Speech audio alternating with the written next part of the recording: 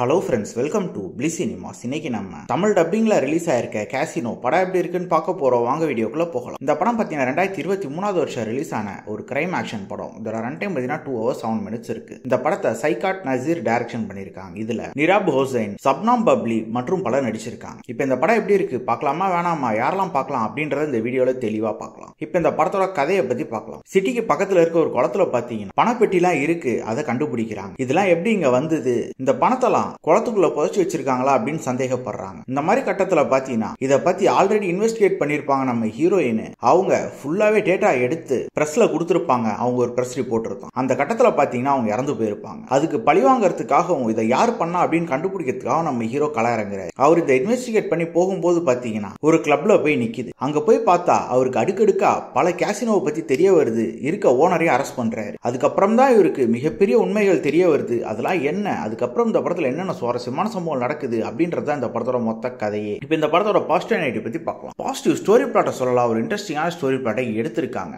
ஆனா எக்ஸிகியூஷன்ல பயங்கரமா கோட்ட விட்டுருக்காங்கன்னே சொல்லலாம். பெர்ஃபார்மன்ஸ் வைஸ் பார்க்கும்போது நம்ம ஹீரோவா இருக்கட்டும் ஹீரோயினா இருக்கட்டும் எல்லாருமே ஒரு நீட்டான பெர்ஃபார்மன்ஸ் கொடுத்திருக்காங்க. சொல்ல போனா கொடுத்துருக்க ரோலை ரொம்ப நீட்டா பண்ணி கொடுத்திருக்காங்கன்னு சொல்லலாம். ஆனா இவங்க கேரக்டர் யார் கேரக்டருமே பெருசா எழுதல. யாரோடையும் மிங்கிள் ஆகி உட்காந்து படத்தை பார்க்க முடியல. அது ஹீரோவா இருக்கட்டும் ஹீரோயினா இருக்கட்டும் வில்லனா இருக்கட்டும் யார் கேரக்டருமே சரியா இல்லைன்னு சொல்லலாம். அவங்க எவ்வளவுதான் நல்லா நடிக்க ட்ரை பண்ணாலும் அவங்க பண்ணி கொடுத்திருக்க மேக்கப்பே பாத்தீங்கன்னா நம்மளால மிங்கிள் ஆகி உட்கார்ந்து அந்த கேரக்டரோட பார்க்க முடியல. அந்த அளவு தான் எடுத்து வச்சிருக்காங்க. சரி, டெக்னிக்கல் ஆஸ்பெக்ட்ல படம் நல்லா இருக்கான்னு பாத்தீங்கன்னா அதுவும் பிலோ ஆவரேஜா தான் இருக்கு. அட்லீஸ்ட் ஸ்கிரீன் பிளேயாவது நல்லா எழுதி எடுத்திருக்காங்கன்னு பாத்தீங்கன்னா அதுவும் கிடையாது. அது இஷ்டத்துக்கு ஏனோ தானு போகுது படம். இன்வெஸ்டிகேஷன் போர்ஷன் கூட பெருசா ஒர்க் அவுட் ஆன மாதிரி இல்ல. ஓவராலா பாத்தீங்கன்னா ஒரு பிலோ ஆவரேஜான படம் தான். வேணும்னா ட்ரை பண்ணி பாருங்க. இன்னொரு வீடியோல சந்திக்கலாம்.